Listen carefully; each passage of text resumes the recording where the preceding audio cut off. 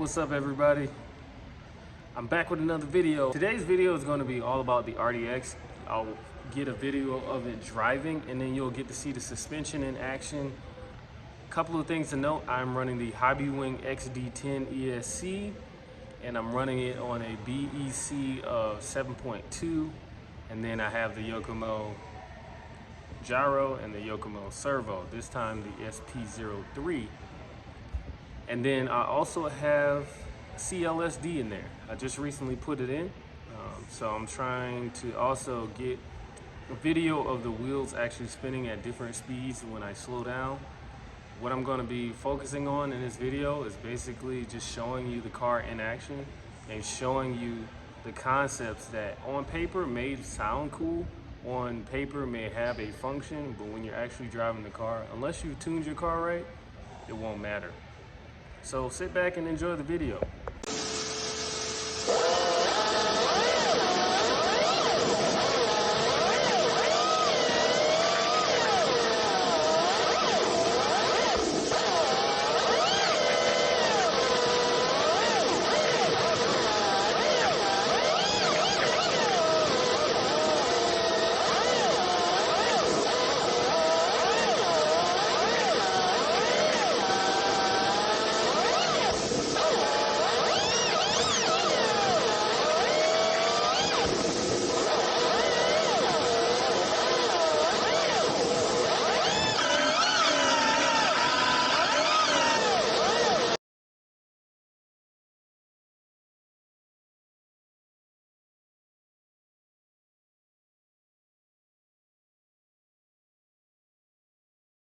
So I really tried to give you a informative view of the CLSD in action as it translates power from the motor to the wheels. But after watching the slow-mo and everything, it just wasn't cutting it for me. So I'm gonna do my best here to explain what I believe the CLSD does. Now you've seen my gear diff video and then the ball diff video. So this is me also doing the CLSD video inside of this RDX video because it's what's in there, and I didn't want the CLSD to be an afterthought. So here we go. All right, so the CLSD is in the RDX, and it is on my wonderful makeshift RC dynamometer, courtesy of some wood blocks and another drift car. Using the front wheels, the goal here is to make sure that the RDX is not hanging too low, the arms aren't angled down or whatever. The goal here was to make sure that the vehicle acted as it would if it was on the ground. So now, let's turn it on and get some throttle input.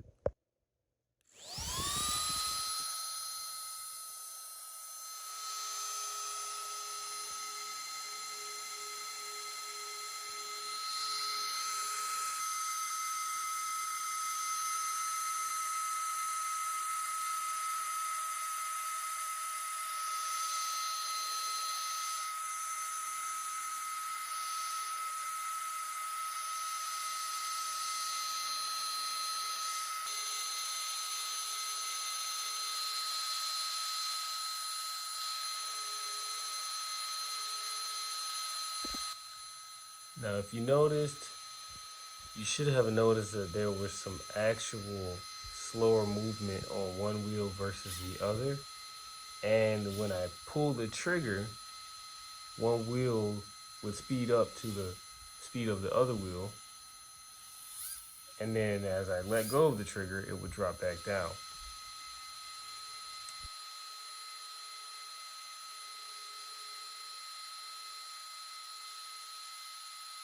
I have nothing against the CLSD. That right there, the like one wheel peel per se, that shows me that it's very forgiving. Once your car gets moving, obviously both wheels spin at the same speed. And then when you're in a drift, when you're going sideways, one wheel can go slower than the other. That's how our differential works. A loose differential or gear differential, however you want to see it. I've always said to myself that the CLSD has a lot of variables, so to get everything to work correctly, pending someone makes a video to show everything working like in a perfect world, there is so much that could take place in the stretching of the hard and soft springs, the mesh on the gears, the amount of oil you put in, the type of oil you put in. So the CLSD at its core does forgive a lot. Whether or not you have it tuned correctly is the question. And I don't really know how to answer that because everybody just does it by feel. And what I mean by feel is they're like, oh yeah, it goes faster. Yeah, it does what it's supposed to do. Yeah, it's nice. I really wish there was a real way to test that it is better than other things. Because at its core, it says it's a centrifugal limited slip differential. I don't get it. I don't understand how it's better. If you're a really great driver, how does it help you when it does stuff like that? And I guess when it comes to a gear diff is an on-off switch. You pull the trigger, it locks in, it's going to lock up. This is locked up off of RPMs. You know, no matter how strong you yank the trigger, you should say, it should never lock up until it reaches a certain RPM. Or I just got that part wrong. So that's my test. That is my way to show that it does spin at different speeds. And when you get to inside of a drift, when you're actually leaning sideways, unless you have enough weight over there to slow that wheel down, it doesn't really slow down. And therefore, when you let off the trigger, when you don't have a power applied to the wheels, the differential is doing what it's supposed to. But when you pull that trigger, how quickly the differential does what it's supposed to do, I don't really know. I'm not sure how it can help even at its most loose setting. Like when you pull the trigger and it locks up harder, or if it locks up softer, I don't understand it.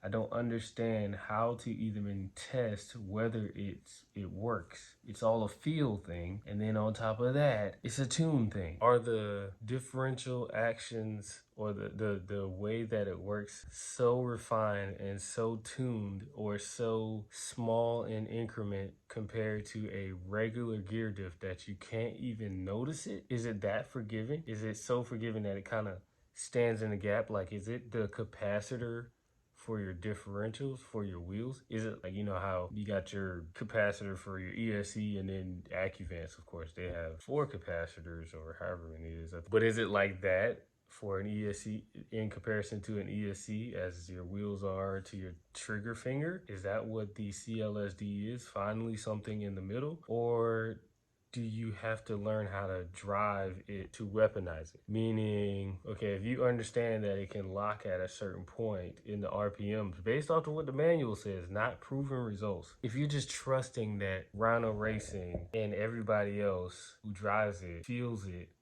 it's like, so how do you start to drive that different from a regular gear diff? Or am I going too deep? Is this another rabbit hole that I'm going down for no reason at all? Just something to think about. Hey, I appreciate you watching this far. I really tried. It just didn't work. I'll input some footage so you can see, but it didn't work. I didn't see it change speeds as slow as it could go. I didn't see it change any speed. So it was like, okay, I know mine is very loose and I know it works. So at this point, I can't feel the difference. And if I can't feel the difference, what should I do then to feel the difference? Should I make it a tighter diff or a more loose diff? I don't know. I only own one. I don't have any drawbacks from it. I don't have any pluses from it. I did it in my Rhino Max because it only had a spool. So going to anything other than a spool would be great. But yeah.